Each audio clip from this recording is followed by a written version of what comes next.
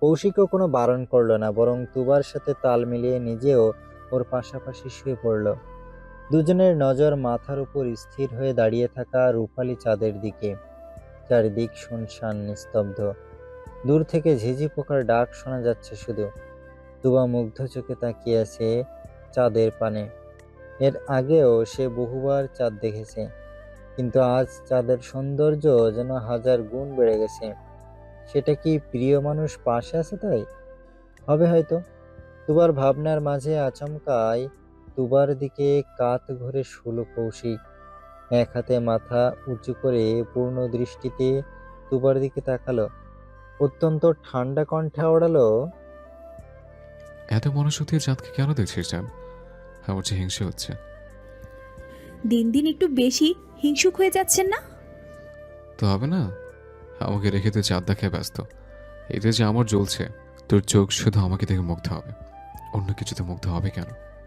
এই পর্যায়ে তুবা চাঁদের থেকে নজর সরিয়ে নিল। কৌশিকের পাশ ঘুরে সেও এক হাতে মাথা উঁচু করে শুলো। এরপর পূর্ণ দৃষ্টিতে তাকালো কৌশিকের চোখে। এই চোখে শুধু রাশি রাশি ভালোবাসাই দেখতে পায় তুবা, সেই সাথে আকাশ সমান মুগ্ধতা। কয়েক পল কেটে গেল নীরবতায়। কারো মুখে কোনো কথা নেই, শুধু একে অপরের চোখের গভীরতা মেপে চলেছে দুজন। বেশ কিছুক্ষণ পিনপতন নীরবতা কাটানোর পর কৌশিক প্রথম কথা তুলল। বিয়ের কথা বাসায় জানিয়ে দিয়ে যান। আচমকা কৌশিকের এহেন কথা শুনে চমকে উঠল তুবা। আতঙ্কিত কণ্ঠে বলল, এত তাড়া কেন? তোকে ছেড়ে থাকতে যে কষ্ট হচ্ছে। আপনার কাছেই তো আছি, একই বাড়িতে থাকি। কাছে থেকে হচ্ছে দূরে। আজকাল তোকে বুকে না নিলে ঘুম আসে না, বড্ড চালাচ্ছিস আমাকে। তুবা হাসল, তবে মুখে কোনো জবাব দিল না, বরং মাথা থেকে হাত সরিয়ে আবারও সোজা হয়ে শুয়ে পড়ল। মাথার উপর ঠায় দাঁড়িয়ে থাকা চাঁদের দিকে তাকিয়ে বলল, একটা গান শোনাবেন কৌশিক ভাই? ছোটবেলায় যেমন শোনাতেন, আপনার গলায় গান শুনতে খুব ইচ্ছে করছে। কৌশিক দ্বিমত পোষণ করল না, কোনরূপ বাহানাও দিল না। আজ রাতটা সে তুবার নামে লিখে দিয়েছে। ওর ইশারায় কাঠের পুতুল হয়ে নাচতে রাজি কৌশিক। সেই রেশ ধরেই নিজেও এবার 2 হাত মাথার নিচে রেখে সোজা হয়ে শুয়ে পড়ল। ধীর স্থির হয়ে থাকা চাঁদের দিকে তাকিয়ে খালি গলায় গেয়ে উঠল, তোকে পেয়েছি জীবনে আমার করে, কি দারুণ ভাগ্য আমার। ছাড়বো না দুহাত কোনোদিন, হোক না যা হবার। গান গাইতে গাইতে এক পর্যায়ে ঘাড় ঘুরিয়ে তাকালো কৌশিক। মুহূর্তে দৃষ্টিজোড়া শীতল হলো এক মনোরম দৃশ্যে। তুবা ঘুমিয়ে পড়েছে। চাঁদের আলোয় মায়াবী মুখটা থেকে আলাদা এক দ্যুতি ছড়াচ্ছে। এই মুখের মায়ায় বরাবর আটকে যায় কৌশিক। ঘায়েল হয়ে ক্ষতবিক্ষত হয় হৃদয়। কৌশিক ঝুঁকে এলো ঘুমন্ত তুবার দিকে। দুজনের মাঝে ইঞ্চিখানিক দূরত্ব রেখে নাকে নাক ঘষে ফিসফিস করে বলল, যতদিন আমার দেহে প্রাণ আছে, তোর হাত আমি ছাড়বো না জান, কোনোদিন না। রাতের প্রায় শেষ ভাগ।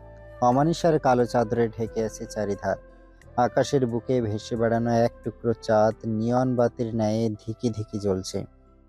জ্যোৎস্নার স্নিগ্ধ আলো চিকন সুতোর মতো ছুটে এসে লেপ্টে যাচ্ছে সারা অঙ্গে। প্রকৃতি বড়ই অদ্ভুত। মানুষের সৌন্দর্যকে কি নিদারুণভাবে হু হু করে বাড়িয়ে দেয়। এই যেমন তুবার সৌন্দর্য আজ কয়েক গুণ বাড়িয়ে দিয়েছে। ঘুমন্ত তুবাকে সেই মাঝরাত থেকে নীরবে নিভৃতে দেখে চলেছে কৌশিক। এই দেখার তৃষ্ণা যেন কোনো মতেই মিটছে না। রাত পেরিয়ে ভোর হতে চলল। পূর্ব দিগন্তে সূর্যের মিটিমিটি আলোর দেখা পাওয়া যাচ্ছে। হুট করেই সূর্যের এক ফালি তীক্ষ্ণ আলো আশ্রয় পড়ল তুবার মুখে। সঙ্গে সঙ্গে ঘুমটা ছুটে গেল তুবার। পিটপিট করে চোখ মেলে তাকালো।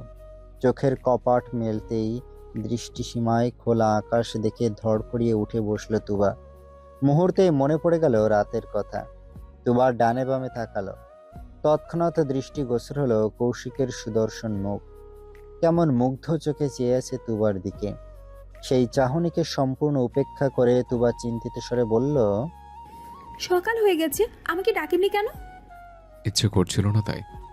কৌশিকের গা ছাড়া জবাব। তুবার খানিকটা রাগ হলো। লাফিয়ে উঠে বলল, শুরু হয়ে গেল তেরা জবাব। সকাল হয়ে গেছে, বাড়িতে সবাই আমাদের খুঁজে না পেলে কেলেঙ্কারি হয়ে যাবে। আজ ঢাকায় ফেরার কথা ভুলে গেছেন? তুবার কথার বিপরীতে ফোঁস করে নিঃশ্বাস ছাড়ল কৌশিক। কি সুন্দর ঘুমন্ত তুবার মুখ দেখে মনটা ঠান্ডা করছিল সে। মেয়েটা জেগে ওঠায় কৌশিকের নীরব প্রেম নিবেদনে বাধা পড়ল। তার উপর এই মেয়ের অতিরিক্ত চিন্তা। কপালে 2-3টা ভাঁজ ফেলে হাত ঘড়িতে একবার নজর বুলালো কৌশিক। সময়টা দেখে নিয়ে শান্ত কণ্ঠে বলল, রিল্যাক্স চান, সবে 5:30 বাজে, এত আগে কেউ ঘুম থেকে ওঠেনি। কৌশিকের সান্ত্বনা বাণীতে তুবার মন গলল না, মনের ভয়ও একটু কমল না, বরং তাড়াহুড়ো করে কৌশিকের হাত ধরে হাঁটা দিল বাড়ির পথে। দোতলা পুরনো বাড়িটা এখন নিস্তব্ধতায় ঘেরা। শুনশান নীরবতায় বলে দিচ্ছে বাড়ির সদস্যরা সবাই এখনো ঘুমে বিভোর। তুবার কৌশিক যখন বাড়িতে ঢুকলো তখনও উঠোনে কারো পায়ের ছাপ পড়েনি। পুরো বাড়ি নিশ্চুপ দেখে বুকে হাত রেখে স্বস্তির নিঃশ্বাস ছাড়ল তুবা। কৌশিকের হাতটা ছেড়ে এক ছুটে চলে গেল নিজের ঘরে। দেখতে দেখতে কেমন ছুটির ঘন্টা বেজে গেল। ভূয়া পরিবারের গ্রামে থাকার মেয়াদ শেষ। এই 1 সপ্তাহ মনে রাখার মতো কিছু স্মৃতি সবাই গেঁথে নিয়েছে নিজেদের মস্তিষ্কে। বাকিটা জীবন এই 7 দিনের স্মৃতিচারণ করে কাটিয়ে দেওয়া যাবে। যথারীতি পুরো পরিবার সমেত ঢাকায় উদ্দেশ্যে রওনা হলো সবাই। বিদায়ের সময় শামীমা বেগম অনেক কাঁদলেন। জামাল সাহেব আবারও নিজের এই পুরনো পৈতৃক বাড়ির দেখাশোনার দায়িত্ব শামীমা বেগম ও তার স্বামীর কাঁধে তুলে দিয়ে বেরিয়ে পড়লেন। শেষ বেলায় সিফাতকে কোথাও দেখা গেল না। শুধু আজ নয়, বিগত কয়েকদিন ধরেই সিফাত নিজেকে লুকিয়ে রেখেছে। আজ যখন সবাই একে একে গাড়িতে চড়ে বিদায় নিল, তখন সিফাত ছিল বাড়ির ছাদে। দূর থেকেই ভগ্ন হৃদয়ে একবার তুবাকে দেখে নিল। এই শেষবার, আর কোনোদিন সে ফিরে তাকাবে না তুবার দিকে। কি দরকার মরীচিকার পিছনে ঘোরার? দিন শেষে সে তো অদৃশ্য হয়ে নাগালের বাইরেই চলে যাবে। তার চেয়ে থাকুক না কিছু অনুভূতি লুকিয়ে, শুধু অনুভবে ছুলেই হবে। সিফাতের আকাশ কুসুম ভাবনার মাঝেই সাই সাই করে বেরিয়ে গেল বড় বড় গাড়ি দুটো। লম্বা রাস্তা পেরিয়ে ভূয়া মঞ্জিলে যখন গাড়ি দুটো ঢুকলো, তখন দুপুর পেরিয়ে বিকেল। আপন নেড়ে ফিরতেই হৃদয়টা আনন্দে নেচে উঠল সবার। ক্লান্ত দেহ নিয়ে ছুটে গেল নিজেদের ঘরে। রাইমাস এ বাড়িতেই থেকে গেল। কাল সকালে বাড়ি ফিরে যাবে। আপাতত সে জায়গা করে নিল মৌমিতার ঘরে। দেহের ক্লান্তি মেটাতে পা বাড়ালো মৌমিতার সাথে। পরিচিত বিছানায় গা এলিয়ে দিতেই ক্লান্ত দেহে আরও ক্লান্তি নেমে এলো সবার। অতঃপর এক প্রশান্তির ঘুম। লম্বা একটা ঘুম শেষে আড়মোড়া ভেঙে উঠে বসল তুবা। ঘুম ঘুম চোখে একবার দেয়াল ঘড়িতে নজর বুলালো। সময়টা এখন সন্ধ্যা 7টা। বেশ ভালোই ঘুম দিয়েছে। ভাবতে ভাবতে বিছানা ছেড়ে উঠে দাঁড়ালো তুবা।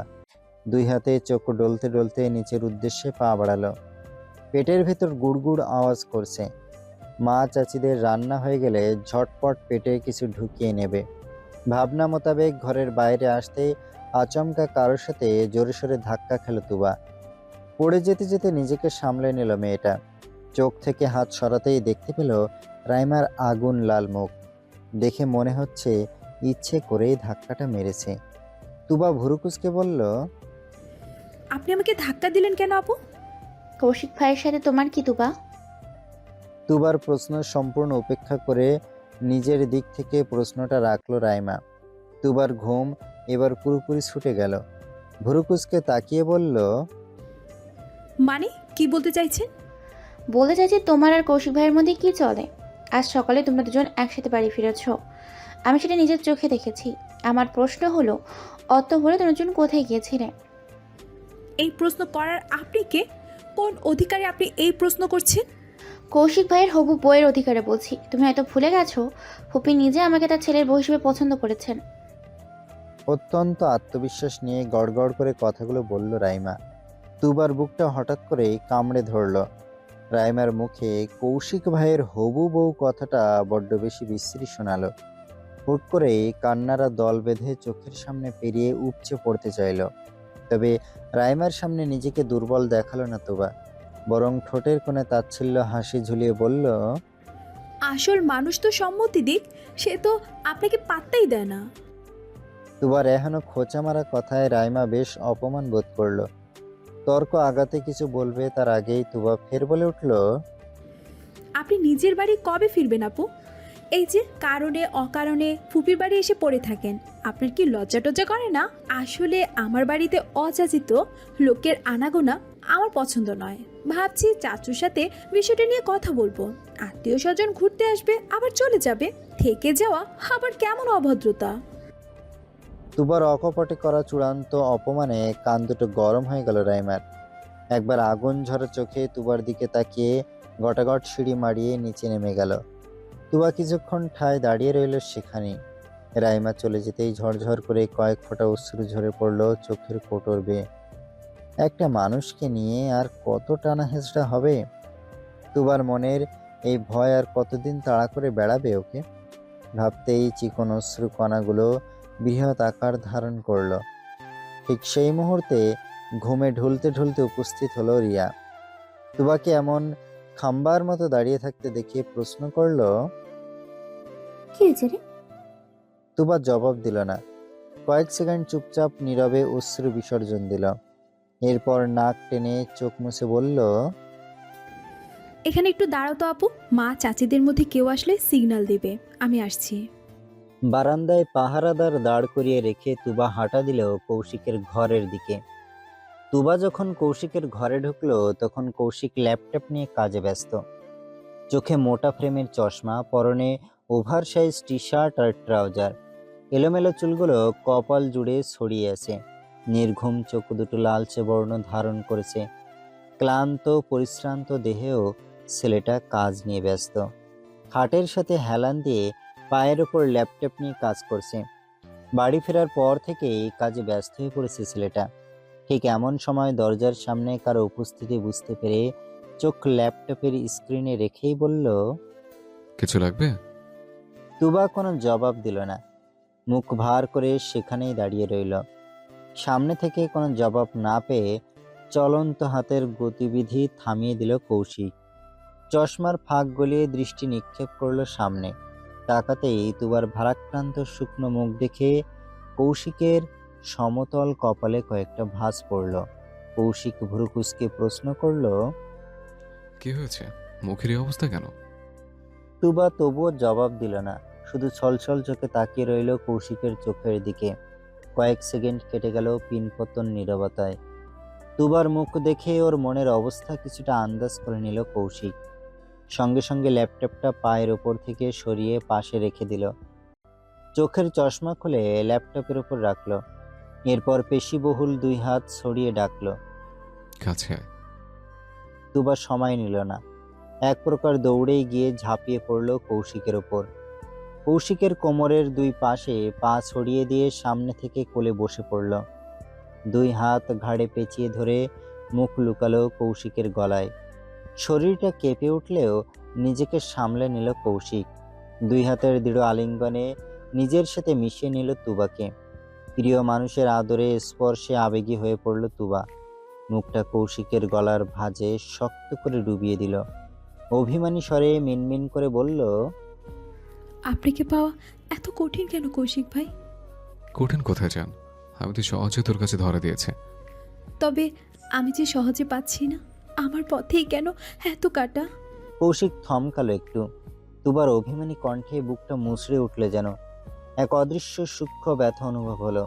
কৌশিক কৌতূহলী কণ্ঠে বলল, কি হয়েছে জান? কেউ কিছু বলেছে? এত আদুরে প্রশ্নে তুবার এবার আরো বেশি কান্না পেল। বাচ্চাদের মতো ঠোঁট উল্টে বলল, আপনার আশেপাশে এত শেয়াল শুকুন কেন বলুন তো? সুযোগ পেলে আপনাকে আমার থেকে ছিনিয়ে নিয়ে যেতে চায়। নিতে তো পারেনি। যদি পেরে যায় তখন কোনোদিন পারবে না। কি গ্যারান্টি আছে? তর্কের এই পর্যায়ে কৌশিকের বুক চিরে হতাশার নিঃশ্বাস বেরিয়ে এলো। ফোঁস করে নিঃশ্বাস ছেড়ে বলল, নিজেকে কাগজে কলমে তোর নামে লিখে দিয়েছি আমি। সাথে একসময় এই ভার্জিন দেহটাও তোর কাছে ছবি দিয়েছে। আমার প্রথম ভার্জিনিটি হরণ করেছিস তুই। আমার আমির ওপরে আমার কোনো অধিকার নেই। আমার স্থাবর অস্থাবর সবকিছুর মালকিন তুই। আর কি চাই বল? তুই যা চাইবি আমি সেটাই করতে প্রস্তুত। আপনি বরং আমাকে নিজের ভিতরে ঢুকিয়ে নিন। একটা দেহে দুটো প্রাণ থাকবে, আমি চিন্তামুক্ত হব। কৌশিক হাসল। ধীরে ধীরে হাসি চওড়া হলো। তুবাকে আরো একটু টেনে নিজের সাথে মিশিয়ে নিল। ঘন কালো চুলে আলতো করে ঠোঁট ছুঁয়ে বলল, উপায় থাকলে সেটাও করতাম জান, কিন্তু এই ক্ষেত্রে আমি যে নিরুপায়। বাহানা দিচ্ছেন? কৌশিক বিপরীতে জবাব দিতে পারল না। কথোপকথনের ঠিক এমন মুহূর্তে রিয়ার দম ফাটা কাশির আওয়াজে কান ঝালাপালা হয়ে গেল। মনে হচ্ছে কাশতে কাশতে যক্ষা রোগীর ট্যাগ নিজের নামের পাশে বসিয়ে তবেই থামবে। রিয়ার আওয়াজ কানে আসতেই কৌশিকের কোল থেকে লাফিয়ে উঠে পড়ল তুবা। দুজনের মধ্যে বেশ খানিকটা দূরত্ব রেখে বসলো। ফিসফিস করে বলল, কেউ আসছে। বলতে বলতে ঘরে আগমন ঘটল কনকচাপা বেগমের। তিনি আঁচলে হাত মুছতে মুছতে ঘরে ঢুকলেন। ছেলেকে ডেকে বললেন, কৌশিক, খেতে চল তো আব্বা। বলতে বলতে তার নজর পড়ল তুবার উপর। মেয়েটা কেমন বোকার মতো হাসি হাসি মুখ করে আছে। তুবাকে দেখে কনকচাপা বেগম বললেন, তুই এখানে? তোকে আমি পুরো বাড়ি খুঁজে বেড়াচ্ছি। ময়না তোকে ডাকছে, জলদি নিচে যা। তুবা তড়িঘড়ি করে নামলো। নিজের পক্ষে এক লাইন মিথ্যে যুক্তি দাঁড় করিয়ে বলল, আসলে বড় মা একটা পড়ায় একটু আটকে গিয়েছিলাম আমি, তাই তোমার ছেলের কাছে বুঝতে এসেছিলাম। আমি এক্ষুনি নিচে যাচ্ছি। ডাহা এক মিথ্যে কথা বলেই দিল ভো দৌড়। কনকচাপা বেগম চিন্তিত স্বরে বললেন, আরে আস্তে, পড়ে যাবি তো। বলতে বলতে তিনিও ছুটলেন তুবার পেছনে। কৌশিক শান্ত চোখে তাকিয়ে দেখল শুধু। ঘরটা ফাঁকা হতেই নিচে যাওয়ার জন্য উঠে দাঁড়ালো। ঠিক এমন সময় নজর পড়ল বালিশের পাশে জর্জেটের একটা ওড়না সেখানে অবলীলায় পড়ে আছে। বেখেয়ালে কখন যে ওড়নাটা গায়ের থেকে পড়ে গেছে মেয়েটা খেয়ালই করেনি বোধহয়। কৌশিক বুকে ওড়নাটা তুলে নিল। এরপর সুন্দর করে সেটা হাতে পেঁচিয়ে নিল। কয়েক সেকেন্ড ওড়নাটার দিকে তাকিয়ে থেকে ঠোঁট কামড়ে হাসল। ঠোঁটের কোণে হাসি ঝুলেই পা বাড়ালো ঘরের বাইরে। ভুয়া মঞ্জিলে বিরাজ করছে থমথমে আবহাওয়া। খাওয়ার টেবিলে থমথমে মুখে বসেছেন জামাল সাহেব। পুরো পরিবারের মধ্যে এই একজনের চেহারাতেই গুমোট ভাব। বাকিরা সবাই বেশ স্বাভাবিক ভঙ্গিতেই খেয়ে চলেছে। বাড়ির কর্তারা খাওয়ার ফাঁকে ফাঁকে নিজেদের মধ্যে টুকটাক কথাবার্তা বলছেন। জামাল সাহেব গম্ভীর মুখে শুধু হুহা ধরে যাচ্ছেন। কথায় কথায় উঠল মৌমিতার বিয়ের প্রসঙ্গ। হুট করে আলাপচারিতা নিজের বিয়ের দিকে ঘুরে যেতেই ভয় ভয় চোখে কৌশিকের দিকে তাকালো মৌমিতা। এক অদ্ভুত কানেকশন আছে দুই ভাই বোনের মধ্যে। এই যেমন কৌশিক না তাকাতেই বুঝে গেল বোন তার করুণ চাহনি নিক্ষেপ করেছে। ভাতের লোকমা মুখে তুলতে তুলতে মৌমিতার দিকে তাকালো কৌশিক। দুই ভাই বোনের চোখাচোখি হতেই কৌশিক চোখের ইশারায় বোনকে আশ্বস্ত করল। বিনা বাক্যে জানান দিল, চিন্তা নেই বোন, তোর ভাই আছে সাথে। সেই বাক্যবিহীন চোখের ভাষা বুঝে গেল মৌমিতা। স্বস্তির নিঃশ্বাস ছেড়ে মাথা নিচু করে খেয়ে গেল। জামাল সাহেব মেয়েকে রেখে ছেলেকে চেপে ধরলেন। কৌশিকের পছন্দ করা ডাক্তার পাত্রর বিষয়ে একে একে হাজারো প্রশ্নের দোকান খুলে বসলেন। এই যেমন, ছেলে থাকে কোথায়, কোন হসপিটালের ডক্টর, ফ্যামিলিতে কে কে আছে, ইত্যাদি ইত্যাদি। কৌশিকও বেশ ধৈর্য নিয়ে একে একে জবাব দিয়ে যাচ্ছে। বোনের বিষয়ে কোনো রাগারাগি নয়। আপাতত মৌমিতাই কৌশিকের চিন্তার ঊর্ধ্বে। খাওয়ার এক পর্যায়ে কৌশিকের পাশে বসা তুবা একবার আর চোখে বাপ চাচাদের পরখ করে নিল। সবার নজর যার যার প্লেটে দেখে সুযোগ বুঝে নিজের পাতে ইলিশের টুকরোটা কৌশিকের পাতে তুলে দিল। কথা বলতে বলতে এক ফাঁকে প্লেটে নজর দিল কৌশিক। এরপর স্বাভাবিক ভঙ্গিতেই খাওয়া রেখে মাছের কাঁটা বাছতে শুরু করলো। এ বাড়িতে এটা নতুন কিছু নয়, কোনো মাছেরই কাঁটা বাছতে পারে না তুবা। নিজে বেছে খেতে গেলে গলায় কাঁটা বাঁধিয়ে হসপিটাল দৌড়াতে হয়। এজন্য সবসময় নিজের ভাগের মাছটা বাপ চাচাদের কারো পাতে অথবা কৌশিক মৌমিতার পাতে তুলে দেয় তুবা। মা চাচিদের ভরসা নেই, কারণ তারা কাজে ব্যস্ত থাকে। রিয়া আর নীরবকে তো আরও বিশ্বাস করতে পারে না। তুবার সবচেয়ে বেশি ভরসার জায়গা নিজের বাবা আর কৌশিক ভাই। মাঝে মাঝে বড় চাচ্চুকেও ভরসা করে, তবে তাকে বেশি জ্বালানোর সাহস হয় না তুবার। তবে এই বাড়িতে বিষয়টা খুবই স্বাভাবিক হলেও স্বাভাবিকভাবে নিতে পারল না রাইমা। খাওয়া বাদ দিয়ে প্লেটে আঙুল ঘোরাতে ঘোরাতে দেখলো শুধু। সন্ধ্যায় তুবার করা অপমান সইতে না পেরে চলে যেতে চেয়েছিল এ বাড়ি থেকে, কিন্তু কনক চাপা বেগম ওকে আটকে দিয়েছেন। তুবার কৌশিকের মতো এত খাতির কিছুতেই হজম হলো না রাইমার। প্লেটে আঙুল ঘোরাতে ঘোরাতে বাম হাতে ওড়নার কণা মুঠো করে ধরল। দাঁত কিড়মিড় করে মনে মনে বলল, কাল শুধু কলেজে যাই তুবা, তোমাকে আমি দেখে নিব। খাওয়া দাওয়ার শেষ পর্যায়ে বিয়ের আলেপচারিতাও বেশ হলো। আগামীকাল সন্ধ্যায় রাতুলকে তার পরিবার সমেত আসতে বললেন জামাল সাহেব। কৌশিক মাথা নাড়িয়ে সম্মতি জানালো। এবার সবকিছু সামাল দিতে পারলেই হলো, তাহলেই চিন্তামুক্ত। নিশুতি রাত, চারিদিকে শুনশান নীরবতা। এই মুহূর্তে পুরো শহর ঘুমে বিভোর। দূর থেকে শুধু দুই একটা গাড়ির হর্নের আওয়াজ কানে আসছে। সেকেন্ডের ব্যবধানে শব্দটা আবারও মিলিয়ে যাচ্ছে। ল্যাপটপে খটখট শব্দে কিছু টাইপ করে এন্টার চাপল কৌশিক। কাজ শেষ। অবশেষে চাপ মুক্ত হতেই মাথা উঁচিয়ে ফোঁস করে নিঃশ্বাস ছাড়ল। মাথার উপর সিলিং ফ্যানটা পাগলের মতো ঘুরছে। সেদিকে কয়েক সেকেন্ড তাকিয়ে থেকে হাত ঘড়িতে সময় দেখে নিল কৌশিক। রাত প্রায় 2:30 সুই সুই। গত কয়েকদিন ধরে নির্ঘুম রাত কাটাচ্ছে ছেলেটা। ইমার্জেন্সি কাজটা সাবমিট করতে হলো বিধায় এত খাটুনি। তবে এবার আর শরীরে পোষাচ্ছে না, বড্ড বেশি ক্লান্ত লাগছে। চোখ ভর্তি ঘুম, অথচ বুকটা খালি। মনে হচ্ছে কি যেন নেই। ভাবতে ভাবতে মনে পড়ল ও হৃৎপিণ্ডটাই তো সাথে নেই। ভাবতেই লম্বা এক ক্লান্তির নিঃশ্বাস ছাড়ল কৌশিক। ল্যাপটপটা বন্ধ করে দুর্বল পায়ে বেরিয়ে গেল ঘর থেকে। বারান্দাতে আসতেই আচমকা মুখোমুখি হলো মৌমিতার।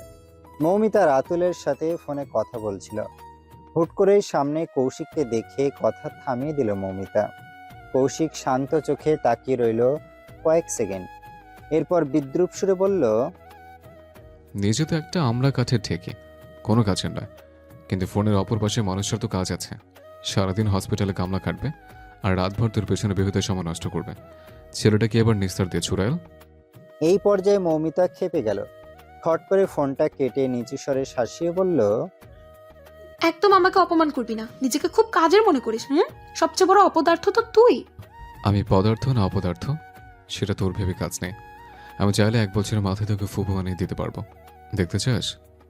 চাই না, দয়া করে বাচ্চা মেয়েটার উপর আর জুলুম করিস না, ও ছোট। সেটা আমি বুঝে নেব। কৌশিকের তেড়া জবাব। মৌমিতা রাগ তরতর করে বাড়ল। জানে এই ছেলেকে কিছু বলে লাভ নেই, ও করবে সেটাই যেটা ওর মন চাইবে। তাই আর কথা বাড়ালো না মৌমিতা, শুধু আঙুল তুলে ঝাড়ি মেরে বলল, হ্যাঁ, একটু যা তো, নিজের চরকায় তেল দে। সেটাই দিতে চাচ্ছি, লাগলে বলিস। মানে পরামর্শ। তোর থেকে আমার অভিজ্ঞতা আবার বেশি। বাঁকা হেসে কথাগুলো বলেই গটগট পায়ে তুবার ঘরের দিকে চলে গেল কৌশিক। পকেট থেকে চাবি বের করে লক খুলে সোজা ঢুকে পড়ল ঘরে। দরজা আটকাতে গিয়েও কিছু একটা ভেবে মাথা বের করলো। 2 আঙুলে তুড়ি বাজিয়ে বলল, ওই হাতে বাইরে তো আছিস, একটু দারুণের দায়িত্ব পালন কর। কেউ আসলে আমাকে ফোন দিবি, ওকে? এটুকু বলেই মৌমিতার মুখের ওপর ঠাস করে দরজা আটকে দিল। চোখ মুখ অন্ধকার করে বিড়বিড় করলো মৌমিতা। একটা অসভ্য বাদর। এক দফা ঝগড়া শেষে তুবার খাটের দিকে দৃষ্টি নিক্ষেপ করলো কৌশিক। সঙ্গে সঙ্গে চোখ দুটো স্থির হয়ে গেল। হৃৎপিণ্ডের ধুকপুকানি কয়েকশো গুণ বেড়ে গেল। গলা শুকিয়ে কাঠ হয়ে এলো। মনে হচ্ছে জনম জনম ধরে গলায় এক ফোঁটা পানি পড়েনি। ফাঁকা ঢোক গিলে শুকনো গলা ভেজানোর ব্যর্থ চেষ্টা চালালো কৌশিক, কিন্তু কোনো লাভ হলো না। খাটের দিকে দৃষ্টি স্থির রেখে পায়ে পায়ে এগিয়ে গেল। তুবা তখন গভীর ঘুমে বিভোর। স্কার্ট পরে ঘুমানোর ফলে ফর্সা পা দুটো হাঁটু পর্যন্ত উন্মুক্ত হয়ে আছে। পরনের টি শার্টও নড়াচড়ায় বেশ খানিকটা সরে গেছে, যার ফলস্বরূপ তুবার মাখনের মতো কোমল উদর সম্পূর্ণ দেখা যাচ্ছে। ওই বাঁকানো নরম কোমল উদরে শক্তভাবে চোখ আটকে গেল কৌশিকের। বুকের ভেতর হাঁসফাঁস করে উঠল। বিড়বিড় করে আওড়ালো, এসে কি ভুল করলাম নাকি? এখন কি করব? মধ্যরাতে এমন মাতাল করা দৃশ্য পাগল করে দিচ্ছে কৌশিককে। বেহায়া মন বারবার বলছে, একবার ছুঁয়ে দেখ, তোরও দেবো, তোর অধিকার আছে।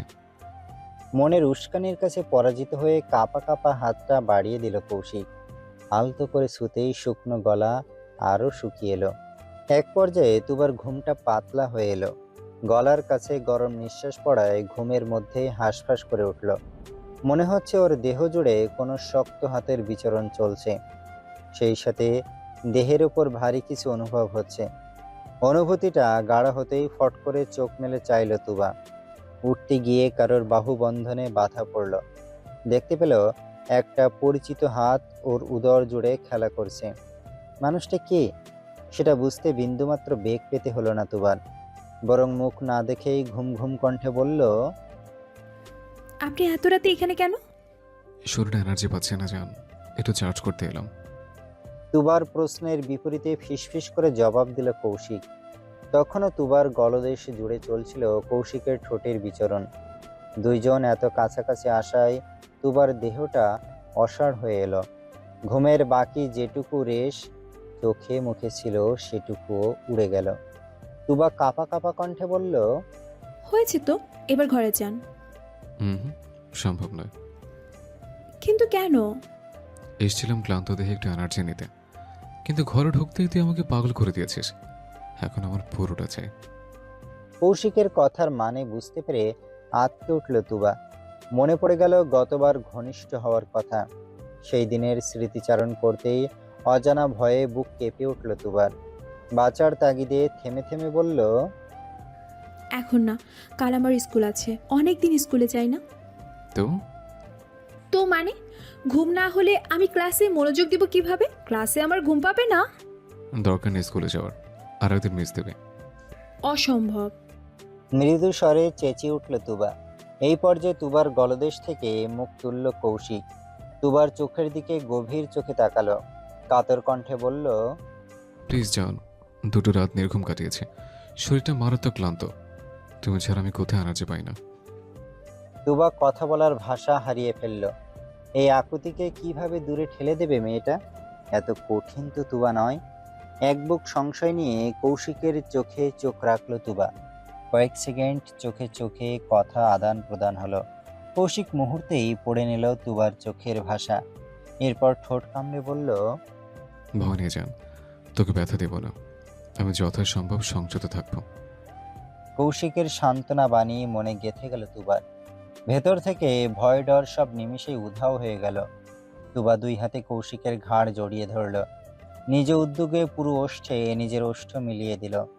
সাড়া পেয়ে খুশি হলো কৌশিক। মেতে উঠল পরম উন্মাদনায়। আদরে আদরে ভরিয়ে দিল তুবার ছোট্ট দেহ। নারী দেহের প্রতিটি বাঁক ছুঁয়ে ছুঁয়ে অনুভব করল। কৌশিকের পাগলামিতে দিশেহারা তুবা অস্থির হয়ে উঠল ভীষণ। চোখের কার্নিশে বেয়ে গড়িয়ে পড়ল দুফোঁটা তপ্ত নোনা জল। অত্যাধিক সুখে পাগল প্রায় অবস্থা। শেষ মুহূর্তে শোনা গেল কৌশিকের আকুল ভরা কাতর কণ্ঠ, তুই আমার আরাম জান, তোর মাঝে আমি এক পৃথিবী সমান আরাম খুঁজে পাই। এত সুখ কেন দিস বলতো? এই সুখের নেশে আমি যে বেহায় হয়ে যাচ্ছি, একদিন হয়তো পাগল হয়ে যাব। তুবা চোখ তুলে তাকাতে পারল না। ভীষণ লজ্জা লাগছে। এত কিছু পরেও মেয়েটার লজ্জা ভাঙেনি। তুবা নজর লুকিয়ে মিনমিন করে বলল, তাতে কি? আপনি পাগল হলেও আমার, সুস্থ হলো আমার। তুবার জবাবে কৌশিক বেজায় সন্তুষ্ট হলো। সেই সন্তুষ্টির ঝলক হাসির মধ্যেই ছড়িয়ে পড়ল চোখে মুখে। তুবার কানের কাছে মুখ নামিয়ে অত্যন্ত নিচু কণ্ঠে বলল, বাই দ্য ওয়ে, তুই কিন্তু অনেক টেস্টি আছিস জান, লাইক আর টেস্টি ডেজার্ট, আমার সবচেয়ে প্রিয় ডেজার্ট। কৌশিকের এহেন লাগাম ছাড়া কথায় কান গরম হয়ে উঠল তুবার। ফর্সা নাকের ডগা লালচে রং ধারণ করল। অত্যাধিক লজ্জায় হাঁসফাঁস করে উঠল। লজ্জা থেকে বাঁচতে কৌশিকের গলাতেই মুখ ডুবিয়ে দিল। আজ সকাল থেকেই আবহাওয়া বেজায় গরম। ভ্যাপসা গরমে জনজীবন অতিষ্ঠ হয়ে উঠেছে। আজ বোধহয় সূর্য মহাশয় বেজায় ক্ষেপে আছে। অকারণ রাগ ঝাড়ছে পৃথিবীবাসীদের উপর। রাগের উত্তাপে ঝলসে দিচ্ছে মানব দেহ। ঘামে ভেজা মুখটা রুমাল দিয়ে মুছে সেটা আবার ব্যাগে রাখলো তুবা। গলার কাছটা ঘামে ভিজে চিপচিপ হয়ে আছে। নীল সাদা রঙের স্কুল ইউনিফর্মটাও ঘামে ভিজে শরীরের সাথে লেপ্টে গেছে। ক্লাসরুমে ফ্যানের নিচে বসেও শান্তি পাচ্ছে না, কেমন হাঁসফাঁস হাঁসফাঁস লাগছে। ভাগ্যিস ক্লাসে এখনো টিচার আসেনি, না হলে পড়ায় মনোযোগ দিত কিভাবে। তুবাকে এখন মোচড়ামুচড়ি করতে দেখে পানির বোতলের মুখ খুলে এগিয়ে দিল রিমি। নিজেও টিস্যু দিয়ে কপালের ঘাম মুছতে মুছতে বলল, পানি খা, ভালো লাগবে। তুবা জবাব দিল না। রিমির হাত থেকে পানির বোতলটা নিয়ে ঢকঢক করে পুরো বোতলের পানি পেটে চালান করে দিল। এরপর বোতলটা রিমিকে এগিয়ে দিয়ে বলল, এত ভাবসা গরম কেন বলো তো? বৃষ্টি আসবে নাকি? হতে পারে, কাল রাতে আবহাওয়ার খবর দেখলাম, টানা 1 সপ্তাহ বৃষ্টি হওয়ার কথা। তুবার চোখ মুখ অন্ধকার হয়ে গেল। এমনিতেই বেশ অনেকদিন স্কুল মিস দিয়ে ফেলেছে, এখন বৃষ্টি বাদল শুরু হলে আবারও মিস দেয়া লাগবে। সামনে পরীক্ষা, এভাবে ফাঁকিবাজি করলে রেজাল্টে বড়সড় একটা রসগোল্লা পাবে। এরপর ওর মা বাঁশবাগান থেকে চিকন কঞ্চি কেটে এনে পিঠের উপর ভাঙবে। ভাবতেই বুক চিরে দীর্ঘশ্বাস বেরিয়ে এলো তুবার। ঠিক এমন সময় সেখানে আগমন ঘটল নীরবের। হাতে 3টে টাইগারের ক্যান, দেখেই বোঝা যাচ্ছে মাত্রই ফ্রিজ থেকে বের করে আনা। লম্বা লম্বা পায়ে সোজা তুবার পাশে দাঁড়িয়ে 2টো ক্যান বেঞ্চের উপর রাখলো নীরব। এরপর একটা ক্যান রিমির দিকে ঠেলে দিয়ে অন্যটার মুখ খুলে তুবার সামনে ধরল। তুবার ক্লান্ত পরিশ্রান্ত মুখের দিকে একবার তাকিয়ে ওর মাথায় আলতো করে হাত রাখলো নীরব। চিন্তিত স্বরে প্রশ্ন করলো, ঠিক আছিস তুই? খুব গরম লাগছে। নীরবের কপালে 2-3টা চিন্তার ভাঁজ পড়ল। দুজন ভাই বোনের মধ্যে বয়সের পার্থক্য খুব বেশি নয়। হিসাব করলে নীরব গুনে গুনে তুবার চাইতে 7 মাসের বড়। তবে দিন মাস যতই হোক ভাইয়ের দায়িত্ব সব সময় বেশি। এই যেমন এই মুহূর্তে বোনের চিন্তায় কপালে ভাঁজ পড়েছে ছেলেটার। ভাবতে ভাবতে নীরব আর চোখে তাকালো রিমির দিকে। মেয়েটার অবস্থাও করুণ, ফর্সা 2 গাল লাল হয়ে গেছে। নীরব হুট করেই তুবার হাত ধরে বলল, চল লাইব্রেরিতে যাই, আজ ক্লাস করব না, এখানে থাকলে তোর মাথা ব্যথা শুরু হয়ে যাবে। নীরবের প্রস্তাবের বিপরীতে ছোট ছোট চোখে তাকালো তুবা। কিছু বলতে যাবে তার আগেই ওর মুখের কথা কেড়ে নিয়ে রিমি বলল, দাঁড়াম, সামনে পরীক্ষা, ক্লাস মিস দিলে পরীক্ষায় ডাব্বা পাবো আমরা। তোর মাথা যে পুরো ফাঁকা সেটা আবারও প্রমাণ করলি। নোট নিয়ে নেব বন্ধুর থেকে, এবার চল। রিমি গো ধরে বসে রইল। নীরবের ওপর থেকে রাগ এখনো কমেনি ওর। সেই রাগের রেশ ধরেই জেদি কণ্ঠে বলল, যাব না, তুই যা। রাগে চোয়াল জোড়া শক্ত হয়ে গেল নীরবের। শক্ত চোখে তাকালো রিমির দিকে। তুবা শুধু দুজনকে ঘাড় ঘুরিয়ে ঘুরিয়ে দেখছে। কাহিনী বুঝতে পেরে ফোঁস করে নিঃশ্বাস ছাড়ল। রিমির হাত টেনে ধরে যেতে যেতে বলল, গরমে আমার মাথা ধরে গেছে, চলো তো একটু হাওয়া খেয়ে আসি। তুবার টানাটানিতে অনিচ্ছার সত্ত্বেও যেতে হলো রিমির। তবে যাওয়ার পূর্বে ঘাড় ঘুরিয়ে রবিনকে ডেকে বলল, আজকে ক্লাসের নোটটা দিও তো রবিন, আমি বাহিরে আছি। বিপরীতে রবিন হেসে মাথা দোলালো। তুবার দেরি করলো না। এক প্রকার টানতে টানতে রিমিকে নিয়ে ক্লাস থেকে বেরিয়ে গেল। পেছনে 2 হাত মুষ্টিবদ্ধ করে চুপচাপ দাঁড়িয়েছিল নীরব। অত্যাধিক রাগে চোখ দুটো লাল হয়ে গেছে, মাথার 2 পাশ দিয়ে চুয়ে চুয়ে ঘাম ঝরছে। এক পলক রবিনের দিকে শক্ত চোখে তাকিয়ে হনহন করে হাঁটা দিল লাইব্রেরির দিকে। ক্লাস টাইম হওয়ায় পুরো লাইব্রেরি এখন ফাঁকা। তাছাড়া এটাই শেষ ক্লাস, এরপর স্কুল ছুটি হয়ে যাবে। পুরো লাইব্রেরি ফাঁকা পেয়ে স্বস্তির নিঃশ্বাস ছাড়ল তুবা। দৌড়ে চলে গেল খোলা জানালার দিকে। দক্ষিণ দিকের বিশাল বড় জানালার কাছে দাঁড়াতেই এক মুঠো শীতল হাওয়া শরীরে আশ্রে পড়ল। প্রশান্তিতে চোখ বন্ধ করে নিল তুবা।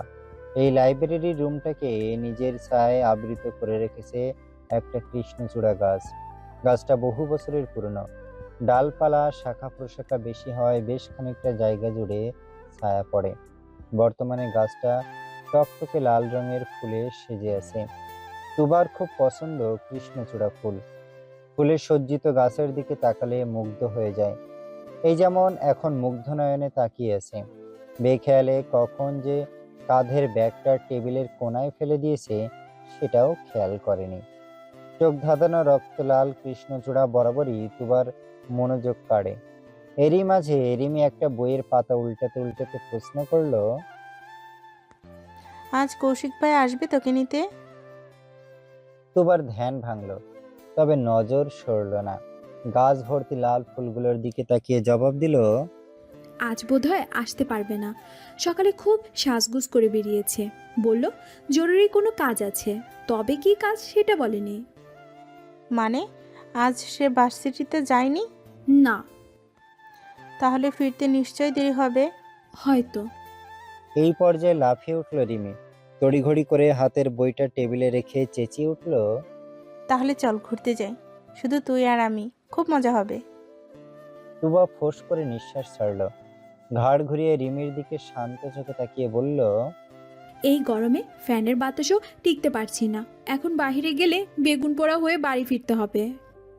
কথা বলার এক পর্যায়ে আচমকা তুবা নিচের পেটের সামান্য ব্যথা অনুভব করলো। সঙ্গে সঙ্গে পা বাড়ালো ওয়াশরুমের দিকে। যেতে যেতে বলল, একটু দাঁড়াতো, আমি আসছি। রিমি জবাব দিল না। হয়তো না বলতেই কারণটা বুঝে গেছে, তাই চুপচাপ বেঞ্চে বসে বইটা পড়তে শুরু করলো। সেকেন্ডের ব্যবধানে আচমকা সেখানে হাজির হলো নীরব। রিমির হাত থেকে বইটা কেড়ে নিয়ে ছুঁড়ে ফেলে দিল একদিকে। হঠাৎ নীরবের এহেন কাণ্ডে হকচকিয়ে উঠে দাঁড়ালো রিমি। অবাক হয়ে তাকাতেই দৃষ্টিগোচর হলো নীরবের আগুন লাল মুখ। রিমির রাগ হলো। রাগে দাঁত খিচে মৃদু চেঁচিয়ে উঠল, এসব কি ধরনের অসভ্যতা নীরব? নীরব হুট করে রিমির গাল চেপে ধরল, একদম শক্ত করে, শরীরের সর্বোচ্চ শক্তি দিয়ে।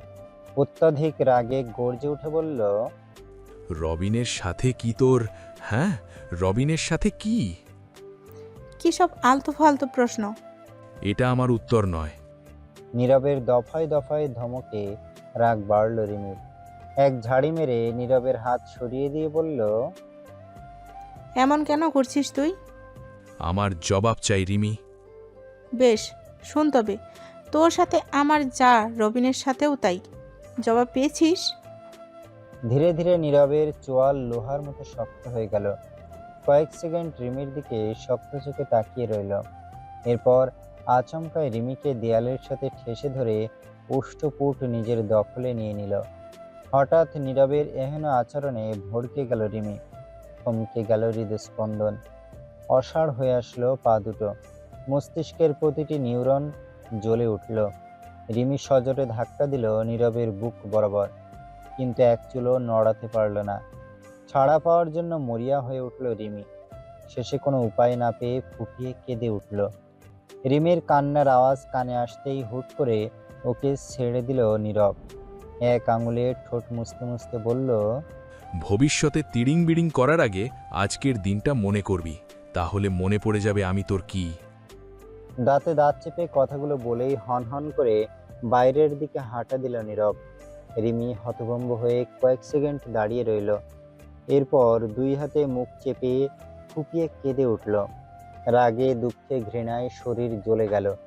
রিমি কাঁদতে কাঁদতে দৌড়ে বেরিয়ে গেল লাইব্রেরি থেকে। লম্বা বারান্দায় আসতেই মুখোমুখি হলো রাইমার।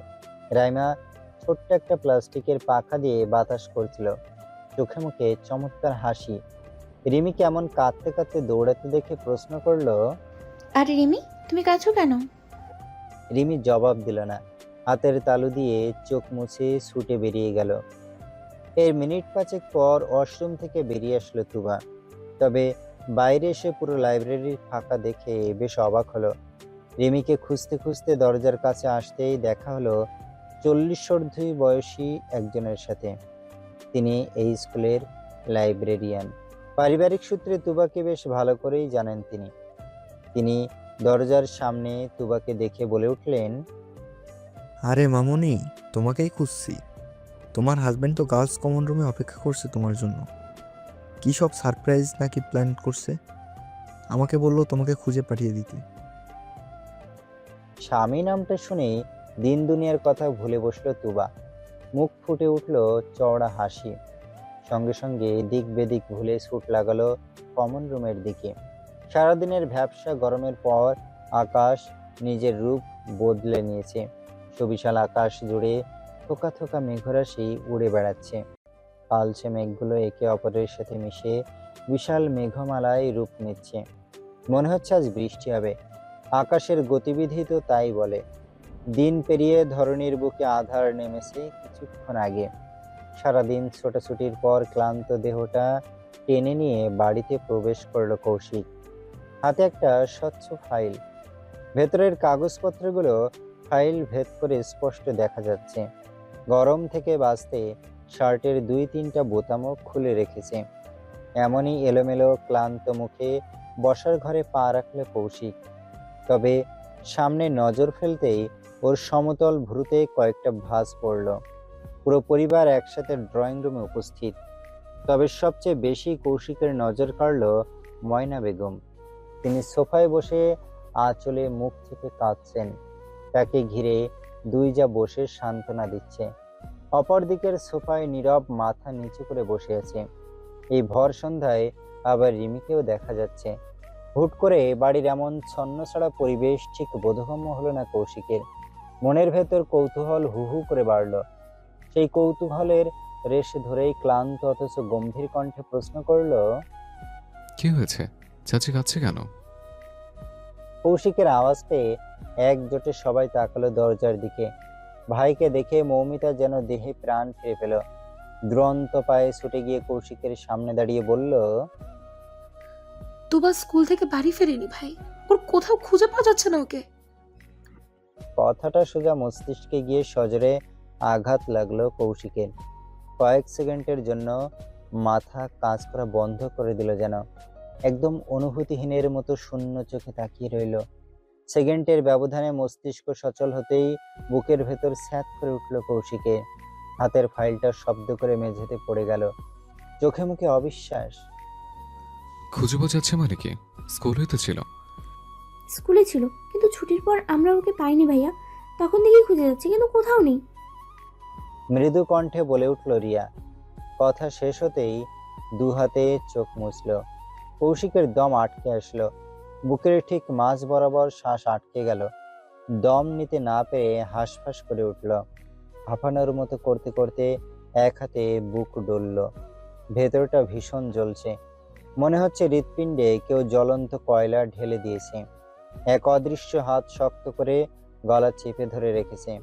কৌশিক হাঁসফাঁস করতে করতে আচমকায় পাশে রাখা ফুলের টপটা লাথি মেরে ফেলে দিল। কাচের টপটা পাকা ফ্লোরে পড়তেই ঝনঝন শব্দে ছড়িয়ে পড়ল চারদিকে। কৌশিক হুঙ্কার ছেড়ে গর্জে উঠল, সে বিকাল থেকে দুবাকে পাওয়া যাচ্ছে না, আর এই কথা আমি এখন শুনছি। কৌশিকের তর্জন গর্জনে কেঁপে উঠল পুরো ভুইয়া মঞ্জিল। জামাল সাহেব গমগমে সুরে বললেন, এমন চোটপাট দেখানোর মানে কি? আমরা এমনিতেই চিন্তায় আছি, আর চিন্তা বাড়িও না। বসে বসে চিন্তা না করে খুঁজতে তো বের হতে পারতে। তোমার মনে হয় আমি খুঁজিনি? স্কুল শহর চেনা জানা সব জায়গায় খুঁজেছি, না পেরে থানায় পর্যন্ত গিয়েছি, কিন্তু 24 ঘন্টা না হলে ওরা কোনো কেস ফাইল করবে না। বুঝতে পারছো কত চাপের মধ্যে আছি আমি? কৌশিক আর বাপের সাথে তর্ক করে সময় ব্যয় করল না। যেভাবে ক্লান্ত শরীরে বাড়িতে ঢুকেছিল ঠিক সেভাবেই দৌড়ে বাড়ি থেকে বেরিয়ে গেল। রাতের নির্জনতা গ্রাস করে নিয়েছে পুরো পৃথিবী। অন্ধকারের কালো চাদরে মুড়িয়ে আকাশে টিমটিমে আলোর মতো ছোট্ট চাঁদের লাইট জ্বালিয়ে দিয়েছে। দুর্বল চাঁদের মিটিমিটি আলো আশপাশের পরিবেশ দেখার জন্য উপযুক্ত নয়। তবুও অন্ধকারের বুক চিরে দিক বিদিক শূন্য হয়ে দৌড়াচ্ছে কৌশিক। চোখে মুখে আতঙ্ক, বুকে জমেছে সহস্র কোটি ভয়। ভয় ডর সব পিছনে ফেলে দুরন্ত কদম ছুটিয়ে চলেছে স্কুলের দিকে। আকাশের মৃদু মেঘ এবার অল্প স্বল্প গর্জন শুরু করেছে। এই মুহূর্তে না হলেও শেষ রাতে ধরণী কাঁপিয়ে বৃষ্টি নামবে। ছুটতে ছুটতে সোজা স্কুলের গেটে এসে পৌঁছালো কৌশিক। দারোয়ান গেট তালা দিয়ে বাড়ি যাওয়ার বন্দোবস্ত করছিল। কৌশিক জোরে জোরে শ্বাস টেনে বলল, গেট খুলুন, আমি ভেতরে যাব। আচমকা কারো কথা শুনে পিছন ফিরল দারোয়ান। এরপর চোখ মুখ কুঁচকে বলল, এই রাতের ভিতর গিয়ে কি করবেন সাহেব? দরকার আছে, আমার স্ত্রীকে খুঁজে পাওয়া যাচ্ছে না। আমি ভেতরে চেক করব। কিন্তু ভেতরে তো কেউ নেই। স্কুল ছুটির পর সবাই বাড়ি চলে গেছে, স্কুল এখন পুরো ফাঁকা। তাড়াহুড়োর সময় দারোয়ানের অপ্রয়োজনীয় কথায় চরম বিরক্ত হলো কৌশিক। জোরে একটা শ্বাস টেনে বলল, দেখুন, আমি জানি সবাই চলে গেছে, তবু একবার চেক করতে হবে। আপনি গেট খুলুন। কৌশিকের কথা যেন দারোয়ানের গায়েই লাগলো না। পাশ থেকে ছোট্ট টিফিন বক্স তুলতে তুলতে বলল, আকাশে মেঘ জমছে সাহেব, যে কোনো সময় বৃষ্টি আসতে পারে। ভিতরে কেউ নেই, আপনি কালকে আসুন। কৌশিকের রাগ এবার সপ্তম আসমান ছুঁয়ে গেল। মনের ভয়, সংশয়, ব্যাকুলতা, রাগ সব মিলিয়ে ভেতরটা জ্বলে উঠল। আচমকায় দারোয়ানের কলার চেপে ধরে গর্জে উঠল, শালা, ফাজলামি করিস আমার সাথে? আমার বউ হারিয়ে গেছে, ওকে খুঁজে না পেয়ে আমি পাগল হয়ে যাচ্ছি, আর তুই বলছিস কালকে আসতে? তোর এত বড় কলিজা!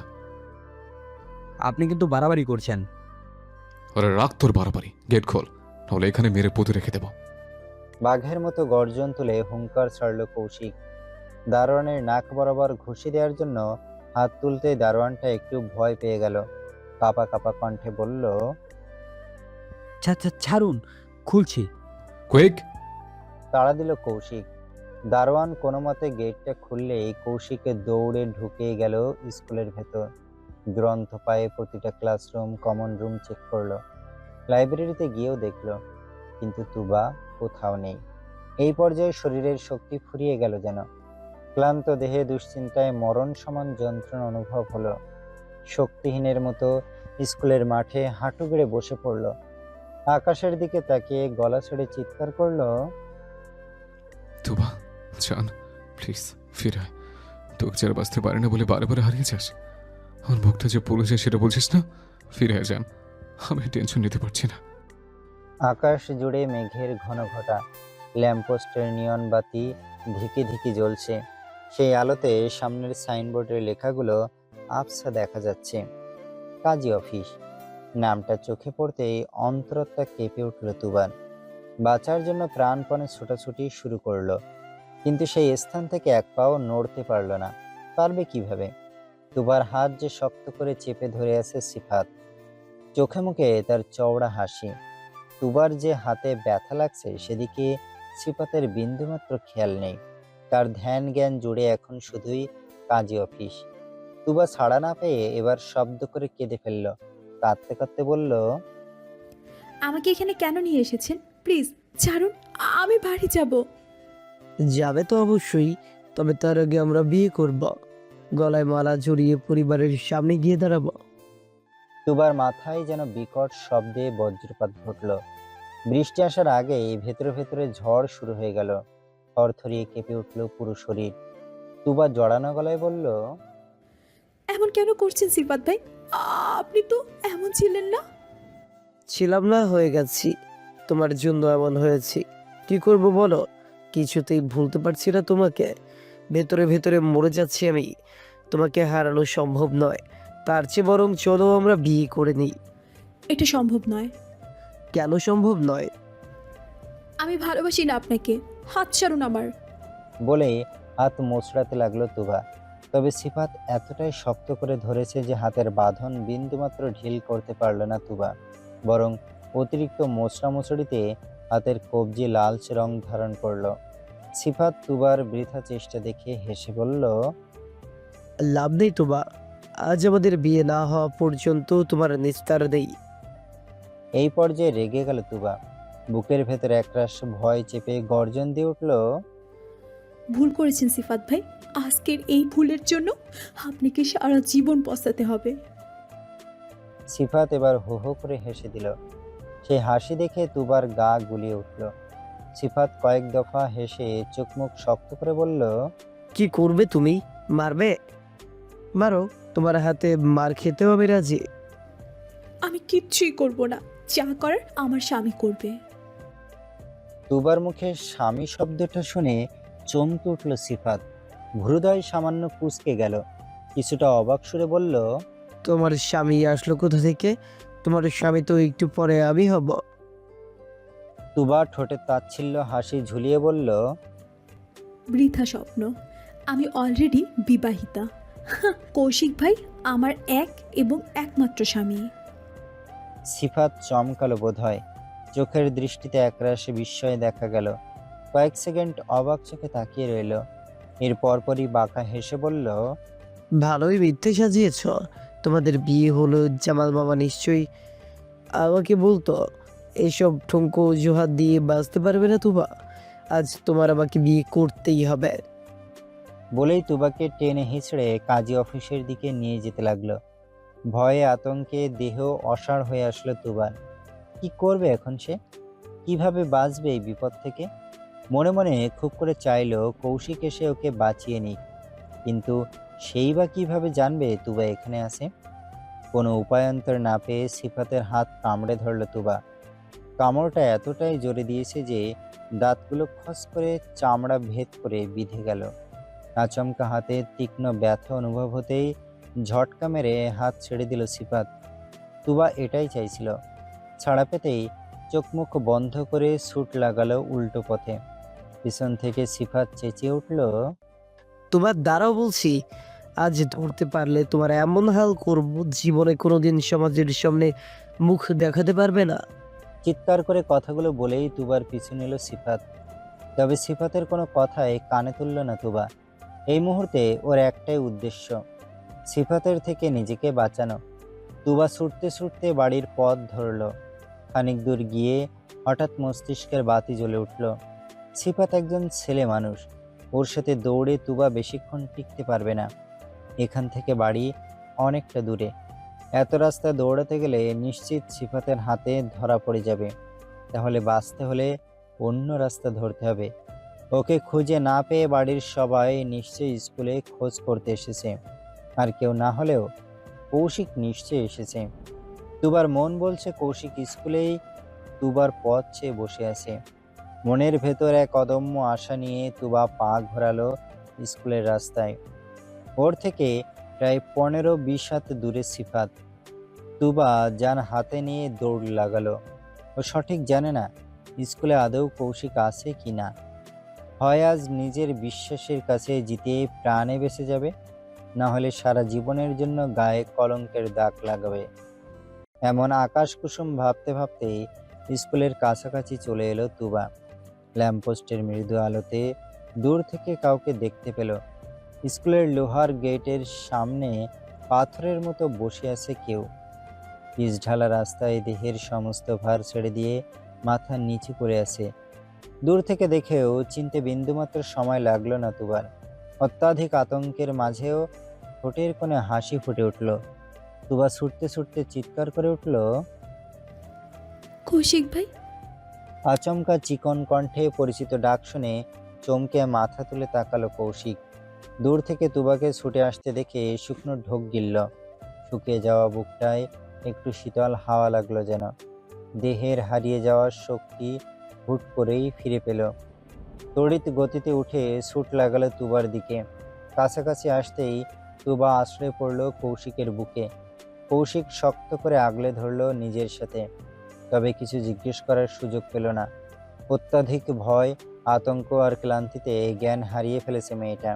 কৌশিকের বুকটা মুচড়ে উঠল তুবার জ্ঞানহীন শুকনো মুখ দেখে। আশেপাশে তাকিয়ে দেখল সন্দেহজনক কাউকে চোখে পড়ে কিনা, কিন্তু কাউকে তেমন চোখে পড়ল না। চোখে পড়বে কিভাবে? তুবার মুখে কৌশিক ভাই ডাক শুনে আসামি তো আগেই পালিয়েছে। এখানে আর সময় ব্যয় না করে ঝটপট তুবাকে কোলে তুলে নিল কৌশিক। এরপর দ্রুত পা বাড়ালো বাড়ির দিকে। পুরো ভুয়া মঞ্জিলে শোকের ছায়া নেমে এসেছে। বাড়ির ছোট আদরের দুলালির এহেন করুণ অবস্থা কেউই মানতে পারছে না। শুরুতে জ্ঞান না থাকলেও ঘন্টাখানেক পর তুবার জ্ঞান ফিরেছে। সেই তখন থেকে নিজের মাকে জাপটে ধরে কেঁদে চলেছে মেয়েটা। কান্নার দাপটে মুখ থেকে কথাও বের হচ্ছে না।